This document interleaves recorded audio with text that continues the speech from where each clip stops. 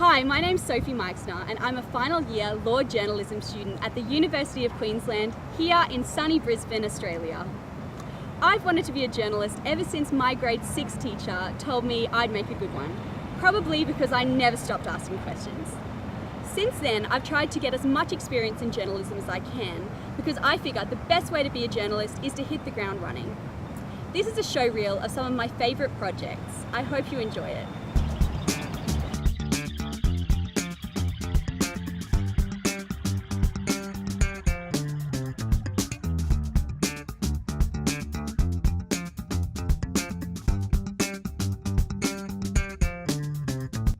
Do you think there is this desire within some people, at least this primal want to live forever, to achieve immortality in some way? Yeah, I'm sure there is for some people. So, would you guys have met at all without Tinder? Would there have been any chance that you'd just encounter each other?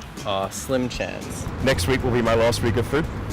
I'm actually quitting food next week entirely.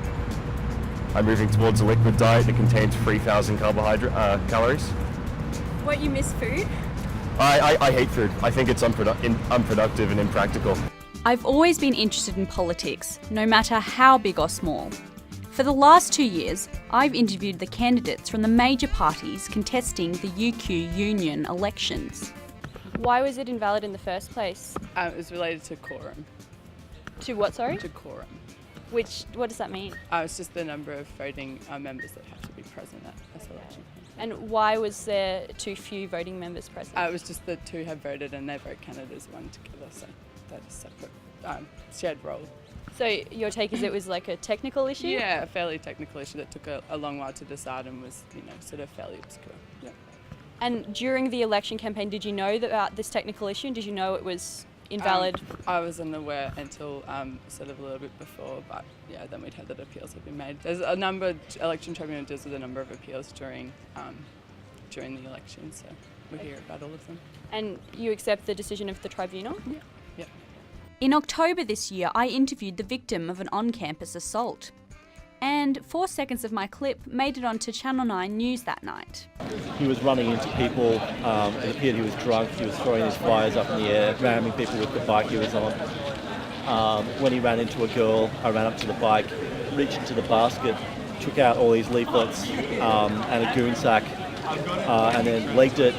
He chased me, took a few swings at me. During the 2013 federal election, I went to Kevin Rudd's seat of Griffith and managed to speak to the now Federal Attorney General, George Brandis, as well as the LNP contender, Bill Glasson. Dr. Glasson was keeping optimistic when we ran into him on Saturday morning. Sophie, it's a great mood. There's a great enthusiasm, I suppose, around the electorate, and it's a bit of a party feel too, I suppose, in terms of being the last weekend before the election. But like Tony Abbott, who was widely tipped to win the ballot on Saturday, Dr. Glasson was careful not to look too sure of his chances.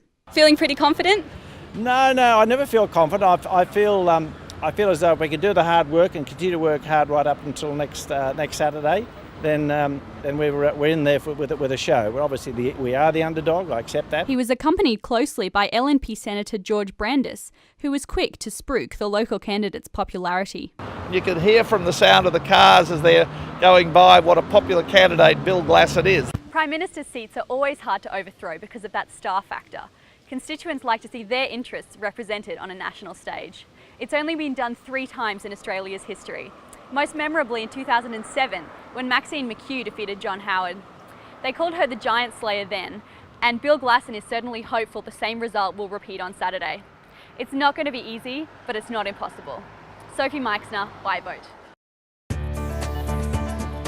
And though I can barely look at it without cringing, here's some footage of me asking Kevin Rudd a question on live national TV on the Q&A program a week before the 2013 federal election. Let's go to our next question. It comes from... Thank you. It comes from Sophie Meixner. Hi Prime Minister, welcome. I'm probably the closest thing possible to a Labor Party faithful. I think my own values align closely with what the Labor Party was built on. I'm worried about this before it starts. I sense a big butt coming on. Support for the working, for the ageing, for the poor, those who need it the most. In 2007, as you were elected in a landslide of Labor ideals, I thought I'd be a Labor voter for my whole life. But this time, I'm not voting for you. I see this election as a choice between two centre-right wing parties. Mr. Rudd, I like you, I want to vote for you. Convince me and the other disenchanted voters that Labor's still the same party it was 6 years ago. Thank you. Thanks for watching. If you'd like to contact me, please don't hesitate to get in touch on Facebook, Twitter, or you can have a look at my YouTube channel.